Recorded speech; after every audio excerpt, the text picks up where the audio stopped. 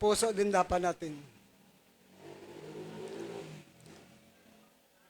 O dito sa Roma 8, chapter 8, verse 1 hanggang 11.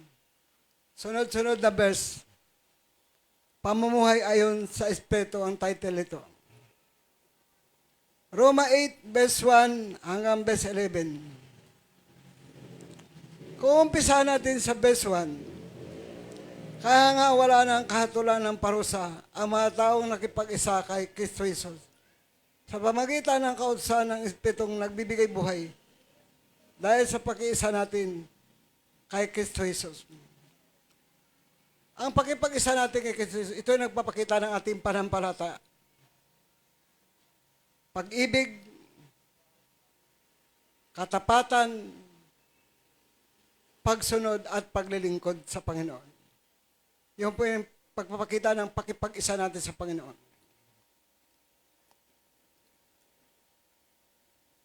Pinalaya na ako mula sa kautusan ng kasalanan at kamatayan.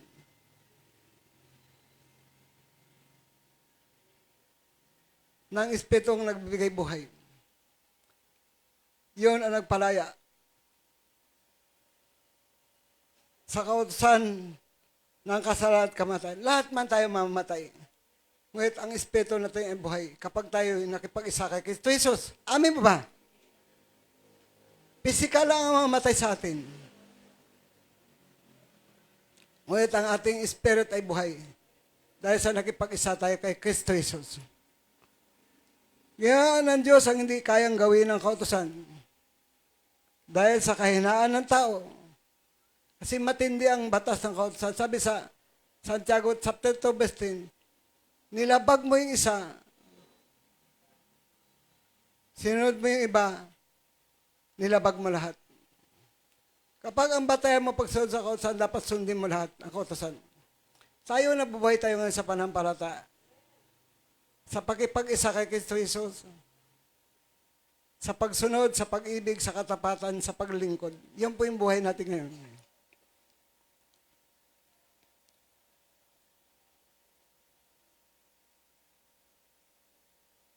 Isinugo niya ang kanyang sariling anak sa anyo ng taong makasalanan upang pawiin ang kasalanan. Sa gayon, hinatulan niya ang kasalanang umalipin sa tao. Kasi ang tao nagkasala, lahat. Kaya naging alipin ng kasalanan lahat ng tao.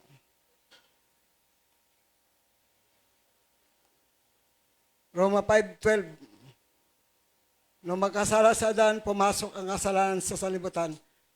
Pangalawang kamatayan, sapagkat lahat ng kasala. Unang pumasok yung kasalanan, pangalawa kamatayan.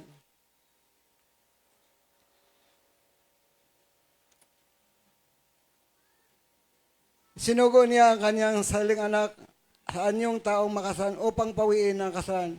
Sa gayon, hinatulan niya ang kasalanang umalipin sa tao. Ginawa ito ng Diyos upang ang itinakda ng kautusan ay matupad sa atin na namumuhay ayon sa Espiritu at hindi ayon sa hilig ng laman. Ang batong hilig ng laman, ito may hilig. Ang katawan natin may pagnanasa sa laman. May gusto rin ang katawan natin. May ninanasa ito. Ngunit ang Espiritu ay may kagustuhan din sa atin. Ano kagustuhan ng Espiritu? Makasunod tayo sa kalooban ng Diyos. At yung dalawang ito, yung Espiritu at laman ay magkalaban. Hindi magkasundo.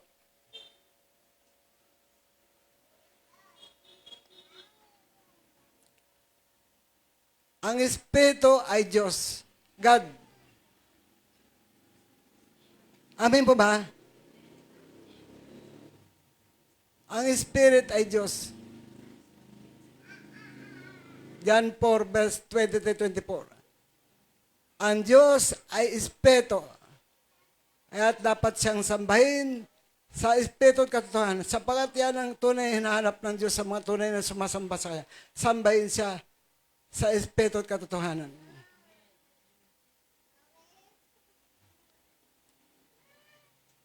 Ang mga namuhay ayon sa laman, sa hilig ng laman, ay walang pinahalagahan kundi mga bagay na naukol sa laman. Yan ang gusto ng laman, yung kanyang hilig. Yung pinahalagahan niya, mga bagay na naukol sa laman. Ngunit ang namuhay ayon sa Espiritu ay nagpapahalaga sa mga bagay na espiritual.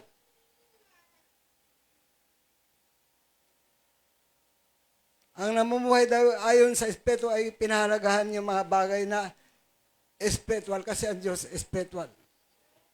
Ang pagsunod sa hilig ng laman, sa 6, ang pagsunod sa hilig ng laman ay maghatid sa kamatayan. Dadalhin ka nito sa kamatayan kapag nasa laman ka. Kapag hilig mo laman, ang kantungan, ang ending ay kamatayan.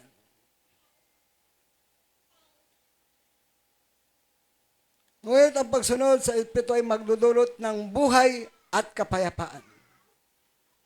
Kapag ang Espiritu ang sinusunod mo, ang Diyos ang sinusunod mo, buhay at kapayapaan ang dulot.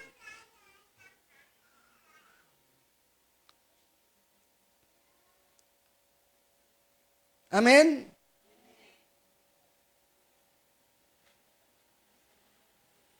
Kaya nga, kapag itinutuon ng tao kanyang pag-iisip sa hilig ng laman, siya ay maging kaaway ng Diyos. Kapag ang isip daw ng tao ay nakatuon sa laman, siya ay maging kaaway ng Diyos. Sapagat hindi siya magpapasakop sa batas ng Diyos at sadyang hindi niya kayang magawa. Sa 8, ang nabuhay ayon sa hilig ng laman ay hindi maaring kalulugdan ng Diyos. Ito yung laman. Yung ating sarili laman, may pagnanasa ito. Na ayaw ng Espiritu. Kasi ang gusto ng Espiritu, sumunod tayo sa Diyos. Ngunit hindi na kayo namuhay ayon sa laman. Sabi ni Paul. Si Paul kasi sumulat ito sa mga taga-Roma. Kundi ayon sa Espiritu. Sa katunayan, naninirahan sa inyo ang Espiritu ng Diyos. Kaya tiyakin mo na ang Espiritu ng Diyos na nanahan sa iyo.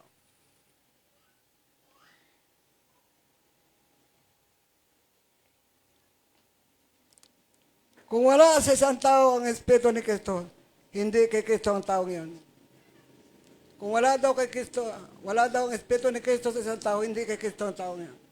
Alam mo ba, dalawa lang na parito? John 10:10. Si Satanas na hinulog mula sa langit para maging mabala sa mga tao ang kanyang kapalaluan. Para pumatay, yun ang kanyang misyon, para manira, sirain ang buhay ng tao, para wasakin ang buhay ng tao. Tatlo ang kanyang misyon, pumatay, manira at magwasak. Para sirain ang buhay ng tao, para wasakin ang buhay ng tao. Yan ang kanyang misyon. At si Jesus Christ naman na parito para magdala ng buhay. Dalawang buhay. Buhay na masaganang lubos. Buhay sa langit, buhay na masaganang lubos sa lupa. Yan ang dala ng Panginoon. Kaya dalawa lang na parito. Kaya pag wala sa isang taong Espiritu ni Kristo, kanino ka? Kay Satanas ka. Kasi wala Espiritu ni Kristo sa iyo eh. Hindi ka kay Kristo. At siguraduhin nyo na ang Espiritu ni Kristo nasa inyo.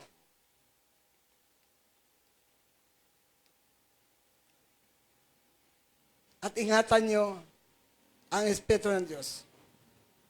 Huwag niyo bigyan ng pighati. Kasi yun yung tatak natin, tanda na tayo pag-ari ng Diyos. Sa kanyang pagbabalik, alam niya kung sino yung kanya. Ephesians 4 verse 30. Ephesians 4 verse 30.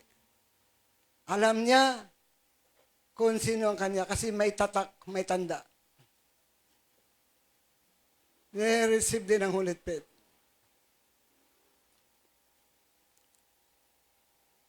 Kaya pag ang isip mo ay hilig ng laman, maging kaaway ka lang ng Diyos sapagat hindi siya nagpapasakop sa batas ng Diyos at hindi niya ito magawa. Ang nabubuhay ayon sa hilig ng laman ay hindi maaring kalulugdan ng Diyos. Kung hindi kayo namuhay ayon sa laman, kundi ayon sa Espiritu,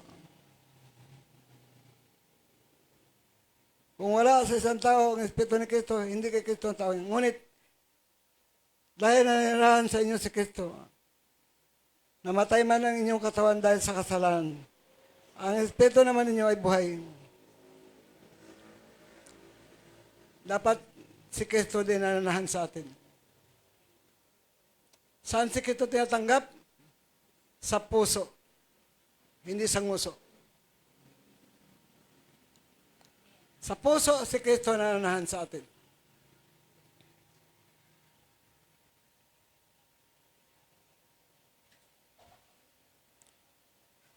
Ang Espiritu naman niyo ay buhay. Sapagat itinuring kayong matuwid ng Diyos. Kapag si Christ sa atin, nananahan, mamatay man itong katawang ito, dahil sa kasalanan, ang Espiritu naman natin buhay. Amen? Kung nananahan sa inyo ang Espiritu ng Diyos na siyang muling bumuhay kay Kristo Jesus, siya ring muling bubuhay sa inyong katawang may kamatayan sa pamagitan din ng kanyang Espiritu na nananahan sa inyo. Kaya, siguraduhin mo na ang Espiritu ng Diyos na nananahan sa iyo. Kasi kung paano si Kristo, namatay, di ba, 3 araw? Binuhay siya ng Espiritu ng Diyos. Kasi ang Diyos po kasi, ang Espiritu po kasi Diyos po yan, God. Binuhay siya doon sa kamatayan. Binangon siya. Kaya yung Espiritu niya kapag nanirahan sa yan, yan din yung bubuhay sa ating katawang may kamatayan. Kaya ingatan niyo yan. Kasi pag wala kang Espiritu ng Diyos,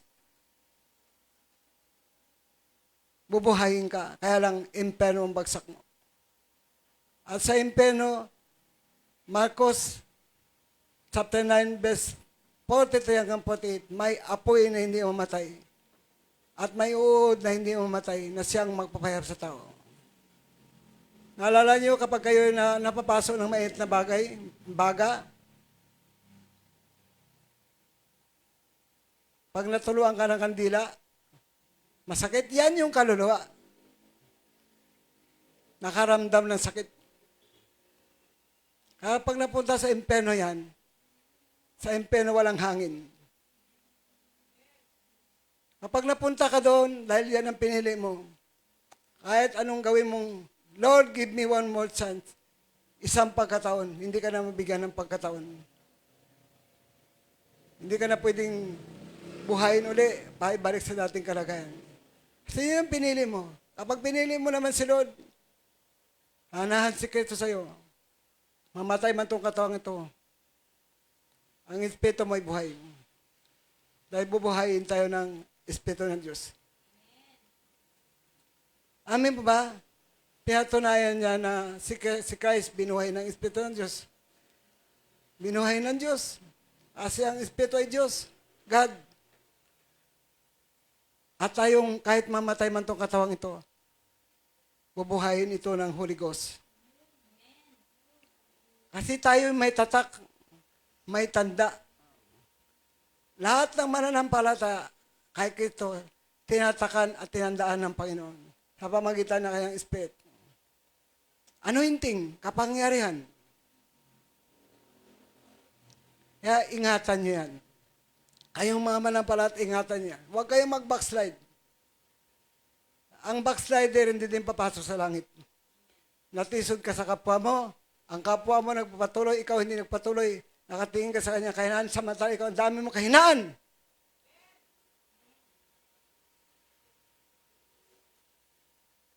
Walang backslider na papasok sa langit.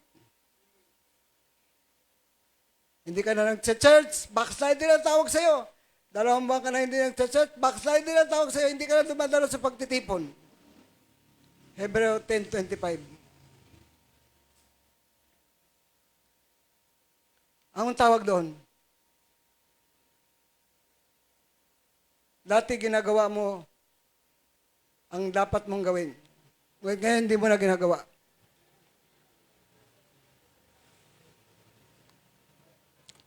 Alam mo sa Biblia, sa pahayag, chapter 3, verse 15, hindi ka maligamgam ka, isusuka ka ng Panginoon. Di ba pag pagkain ay hindi mo matanggap, sinusuka mo. Sabi doon, isusuka ka ng Panginoon pag maligam-gam ka. Hindi ka mainit, hindi ka malamig, maligam-gam ka, isusuka ka ng Panginoon.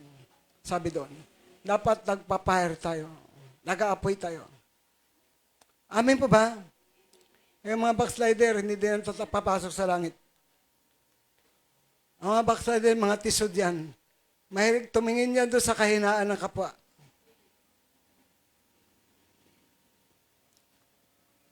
Matisurin po siya, napakaraming kahinaan.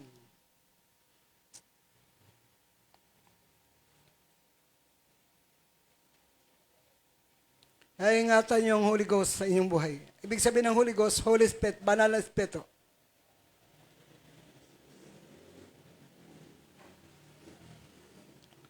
Dito yung pinaliwanag, dito yung Spirit at saka gawa ng laman. Ang Espiritu at ang laman.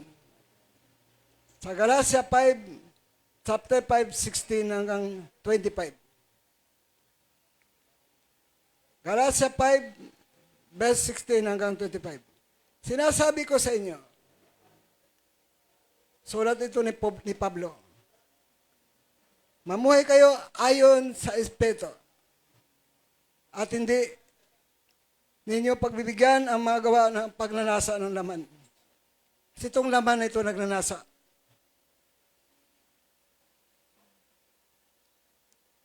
Sapagkat ang pagnanasa ng laman laban sa kagustuhan ng Espiritu. Kasi ang Espiritu may kagustuhan din. Ito yung sumunod tayo sa Diyos. Yan ang gusto ng Espiritu. Yan ang gusto ng Diyos, sumunod tayo sa Kanya. At ang kagustuhan ng Espiritu ay laban sa pagnanasa ng laman. Magkalaban tong dalawang ito. Yung Espiritu at saka laman. Hindi magkasundo. Yung gusto ng Espiritu, ayaw ng laman, at ang gusto ng laman, ayaw naman ng Espiritu.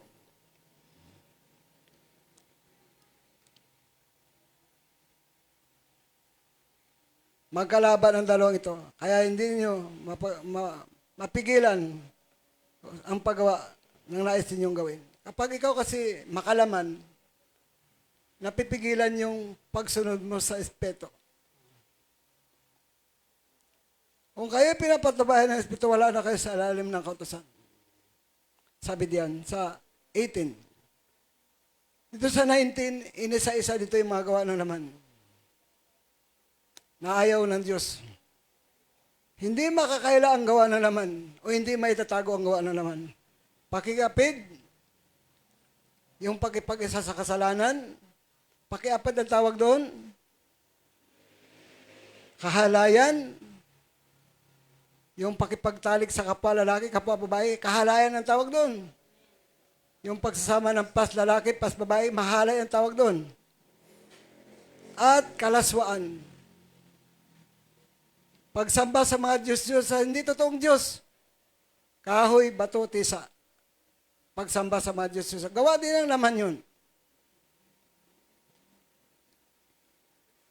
Pangkukulam, gawa din ng laman yun. Pagkapuot, gawa din ng laman yun. Pag-aaway-away, gawa din ng laman yun. Ang nangyayari sa bansa natin, away-away sila. Hindi sila magkasundo. Bahagi sila. Gawa ng laman yun, mga taong makalaman yun, mga yun. Pagsiselos, ang pagsiselos, matindi din yan, pumapatay din yan. Pagkagalit, kasakiman, walang habas sa pagsasaya, pagkakampi-kampi, pagkabahagi, pagkainggit, pagpatay, paglalasing.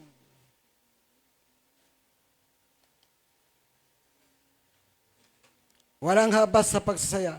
At iba pang tulad dito. Ano pang ibang tulad dito? Droga, sigarilyo, sabong, sugal, mga gawa ng laman yan. Gusto na ng tao, hindi naman gusto ng Diyos yan. Amen?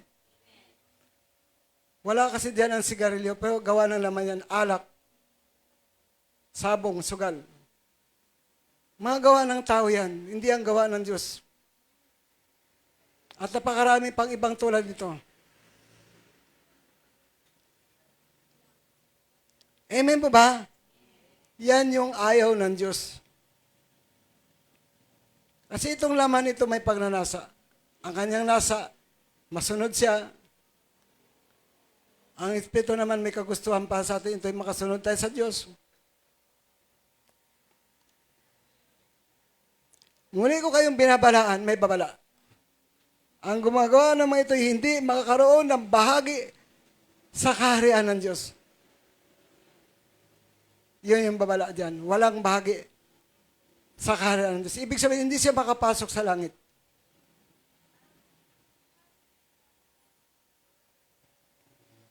Amen po ba?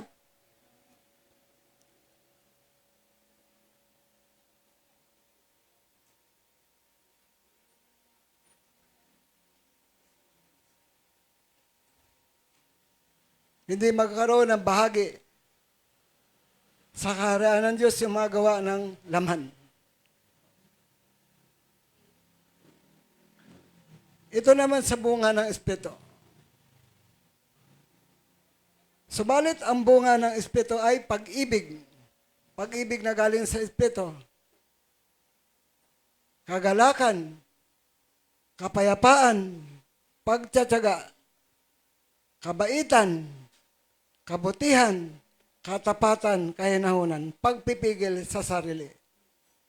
Yan yung mga bunga ng Diyos, bunga ng Espiritu. May pagpipigil sa sarili. Kapag mayroon kang pagpipigil sa sarili mo, hindi mo magawa yung mga gawaing makalaban. Kaya mahalaga na mayroon tayong pagpipigil sa ating sarili. Isa yan sa bunga ng Holy Ghost. Napipigil yung gawa ng laman kapag mayroon kang bunga ng Espiritu. May preno.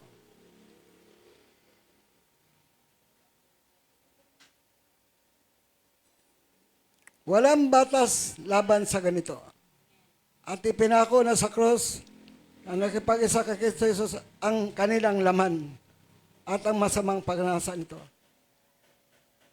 Ipinako na sa krus yung gawa ng laman at ang pagnanasa nito.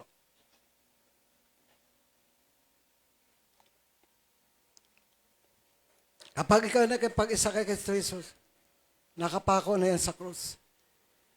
Yung gawa ng laman at ang pagnanasa nito. Dagdag pa dito ni Pablo, sa 26, huwag kayong maging palalo. Huwag nating inggitin ang isa't isa at huwag rin tayong mainggit sa isa't isa. Dinagdag pa niya. Amin po ba? Huwag maging palalo. Huwag natin inggitin ang isa't isa at huwag tayong mainggit sa isa't isa. Bawal po kasi mainggitin. Huwag niyong kainggitan ang kapwa niyo pag pinagpapala. Kasi may para sa'yo. Amin po ba? Huwag kang maging mainggitin. Gawa din ang laman yun.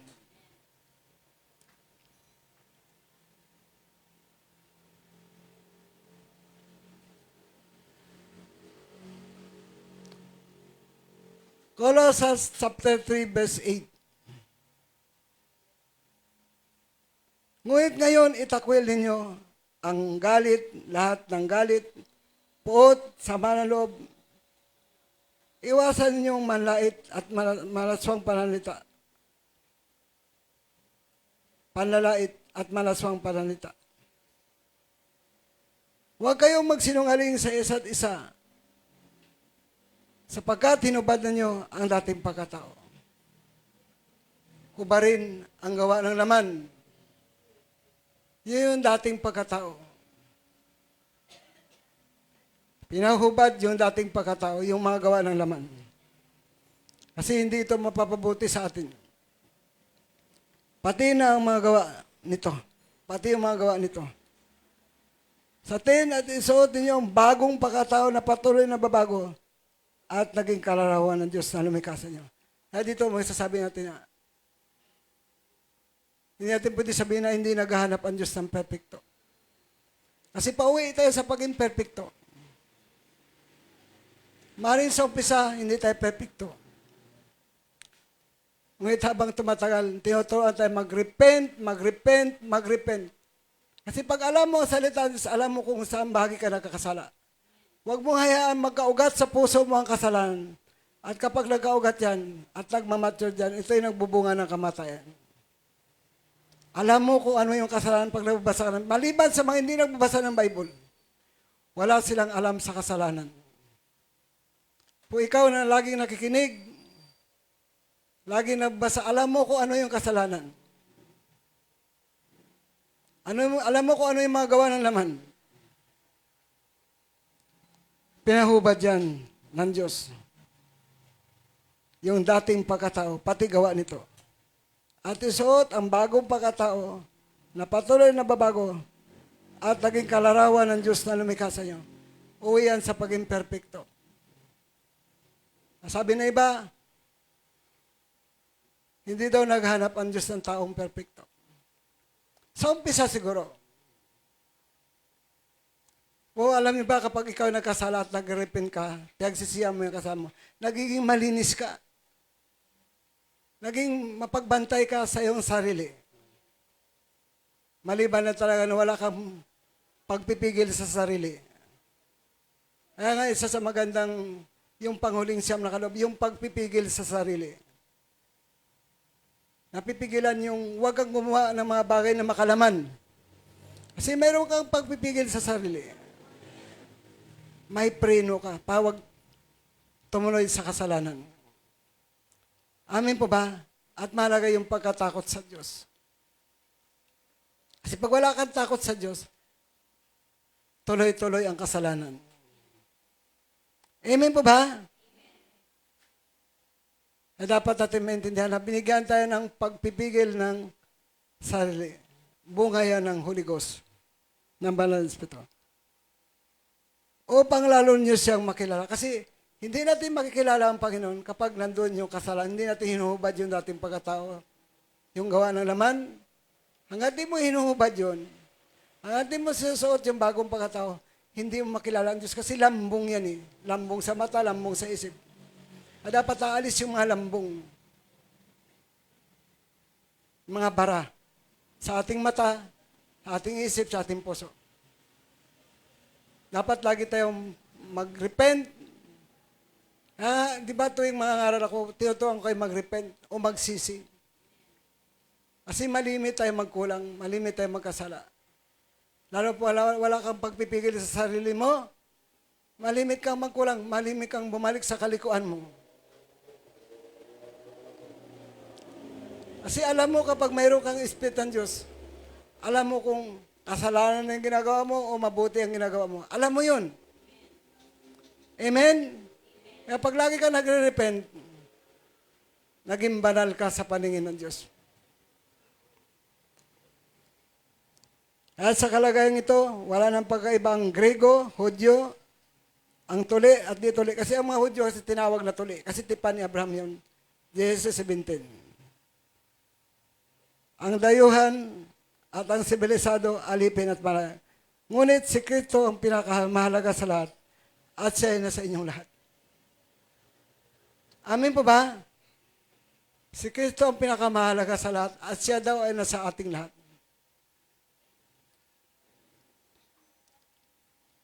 Kaya dapat ihubad natin yung dating pagkatao. Hubarin natin yung dating pagkatao. Yung mga gawa ng laman, yung lumang pagkatao, hubarin. Pati gawa nito. At isuot yung bagong pagkatao na patuloy na babago na naging kalarawan ng Diyos na lumikha sa inyo upang lalo niyo siyang makilala. Uwi sa paging perfecto. Kaya hindi natin pwede sabihin na hindi naghahanap ang Diyos ng taong perfecto.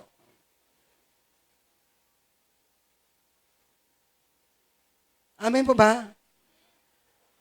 Uwi tayo sa paging perfecto. Kasi pag ginaya natin si Kristo, uwi tayo sa paging perfecto. Pag namuhay tayo sa kalooban ni Kristo, uwi tayo sa paging perfecto. Lucas 12:38, pinagpala sila kung maratnan silang handa sa pagdating ng Panginoon, maging sa hating gabi o sa madaling araw. Kaya dapat lagi tayo magsisi sa lahat sa ating kasalanan. Kasi baka dumating si Lord hating gabi o madaling araw. Pag nadatlang ka ng payo, nasalaman ka, hindi ka papasok sa langit. Kaya maging handa tayo lagi. May mga namamatay na biglaan, surprise, aksidente. Paano yung kapag hindi nakapagsisi? May namamatay naman na matagal mamatay. Tinuturo ang magsisi, magpatawad. Kasi hindi pa kinukuha ni Lord yun, kasi alam ni Lord na hindi papasok sa langit yun kapag kinuha niya agad. Kaya tinuturo ang magsisi, magpatawad. Kasi kasalanan din yung ayaw magsisi, kasalanan din yung ayaw magpatawad. Gawa din ang laman yun eh.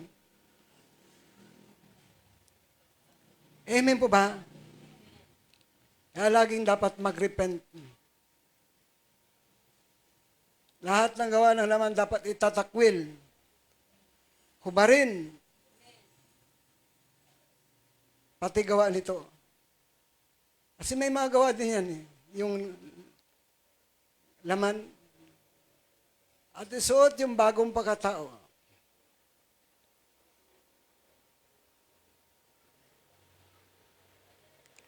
Napatuloy na nababago at laging kalarawan ng Diyos na lumikha sa inyo upang lalo niyo siyang makilala.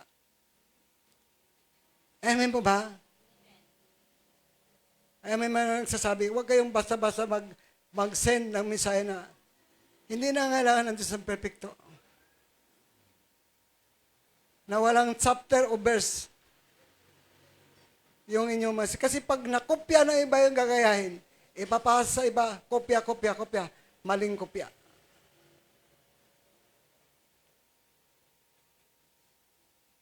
Maling na kopya kasi walang chapter, walang verse. Kaya huwag kayong basta-basta magpasa ng mga mensahe na hindi na kailangan ng Diyos ng perfecto. E paano ito? Isuot ninyo ang bagong pagkatao, patuloy na babago at naging kalarawan ng Diyos na lumikha sa inyo. Saan ba ito papunta? Sa paging totoo, sa paging perfecto. Upang lalo niyo siyang makilala. Kasi hanggat mayroong laman, gawa ng laman, hindi mo makilala ang Diyos ng lubos. Kaya maging malinis ka. Kaya maalis lahat ng gawa ng laman. Kasi ang gawa ng laman, magdudulot ito ng kamatayan. At ang gusto ng Espiritu magdala ng buhay at kapayapaan. Amen po ba? Ang Espiritu ay Diyos. John 4, verse 23, verse 24. Kaya lagi tayo maging handa sa pagbalik ng Panginoon tulad ng magnanakaw. Sorpresa po yun.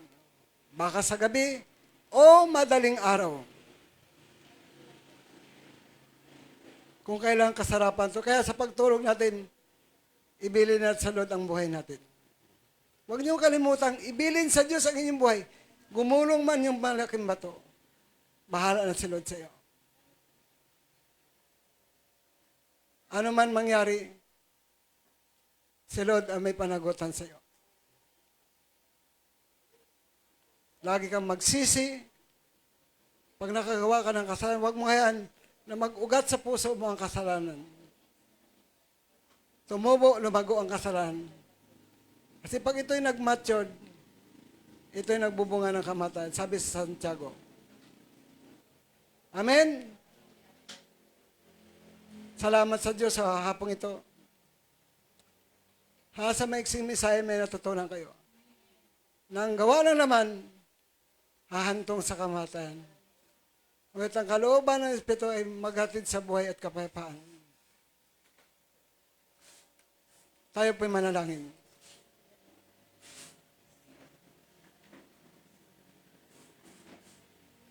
Surrender ang buhay sa Diyos.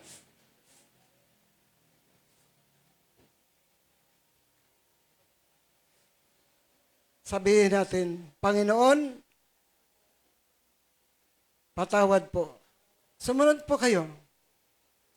Patawad po sa kasalanan ko, sa isip, sa kasalanan ko, sa gawa, sa kasalanan ko sa pananalita. Kasi doon minsan nakakasala tayo sa gawa, salita. Nakakasala tayo doon. Patawad po sa karumihan ko, sa pag-iimbot ko, sa kasinungalingan ko, o sa anumang bisyo ko, patawad, Panginoon.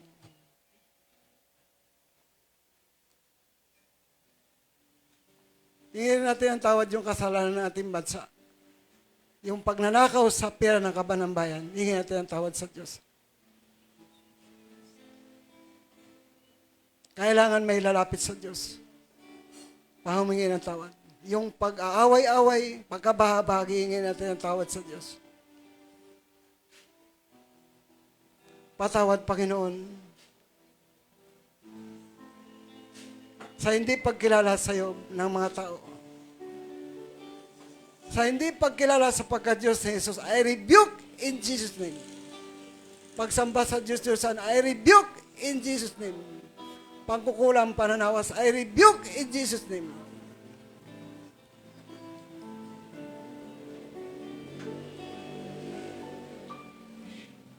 Patawad, Lord. Sa kasalanan ng bawat isa.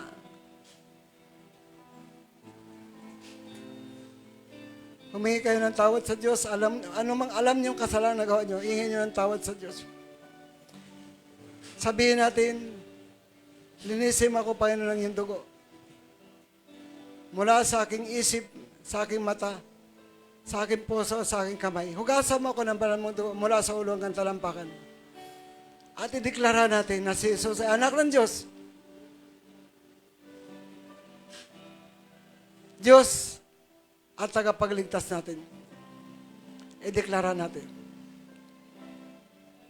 Namatay sa krus, patubusin ang ating kasalanan. Ideklara natin. Salamat, Panginoon, sa paglilinis mo sa amin sa hapong ito. At manalangin ako, Lord, palayain mo ang mga tao na hindi kakilala. Yung mga makasalanan, hindi naniwala sa pagka-Diyos mo, hingin namin ang tawad, Panginoon. Sa lahat ng karumihan ng tao, mga gawa ng laman, patawad, Panginoon. Patawad po. Pagpalain mo ang YouTube, ang Facebook, ang internet, ang himpapawid. I-bless mo ang aking pangaral. Maabot ito yung kontinente ng Africa, kontinente ng Asia, kontinente ng Europe, North America, Oceania, South America. Bawat bansa, bawat rehiyon, bawat lalawigan, bawat bayan, ay maabot ng iyong salita. Palawakin mo, Lord, ang aking pangaral. Hindi ko malaking pagkilos ng Holy Spirit sa mensahe ng Diyos. Father, I pray, ipanalangin ko kayo sa blessing. I pray, Father God, iunat mong iyong kamay na matanggap namin ang mga blessing. Basta't i-receive nyo. Matuto ba kayong mag-receive? Galas sa 3, verse 13, verse 14, yung pangako ng Diyos kay Abraham na makamit na mahintil. Sa pamamagitan ng pananalig kay Kristo at ang Holy Spirit na pangako, makamit din sa pamamagitan ng pananalig. Receive! I-receive niyo ang pagpapala ng Diyos. I-receive niyo ang Holy Spirit. Receive! Ganon din yung John 10:10. Yung abundant blessing, yung kasagaan, receive! Receive in the mighty name of the Lord Jesus Christ. Sabihin natin, receive! I receive it. Pagpalain mo, Lord, ang mga anak mo sa hapong ito. I-bless mo kaming lahat. Paniwalaan nyo, i-declare nyo ang mga salita ng Diyos.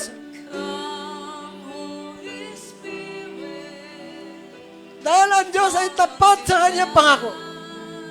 At kayo pag pinagpala ng Diyos, huwag kayong magmalaki, huwag kayong magmataas, huwag kayong maging mayabang. Lagi kayong maging mapagpakumbaba. Salamat, Lord, sa pagtugon mong panalangin. Ikaw malaking Panginoon sa ngunit din sa aking panalangin. I-bless mo yung mga salita mo sa hapong ito. Salamat, salamat po. Sa pagpapatawad mo sa aming kasalanan. Salamat po sa pagpapalinis mo sa aming karumihan.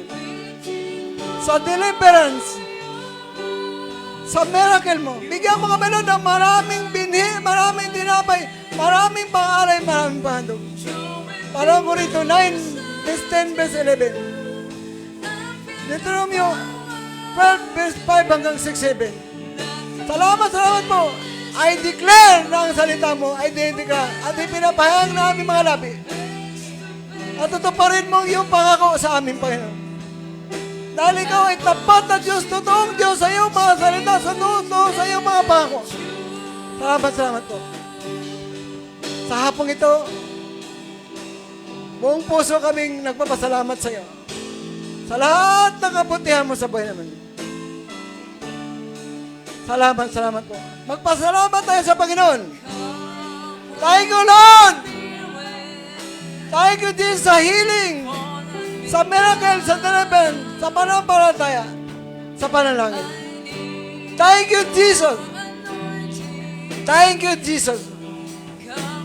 Thank you, Jesus. Magpasalamat sa Diyos. Lahat ng tinanggap nyo. Lahat ng na-receive nyo sa hapon. Salamat, Lord. Salamat, Lord. Thank you, Father God. Thank you, Holy Spirit. Thank you, Lord Jesus.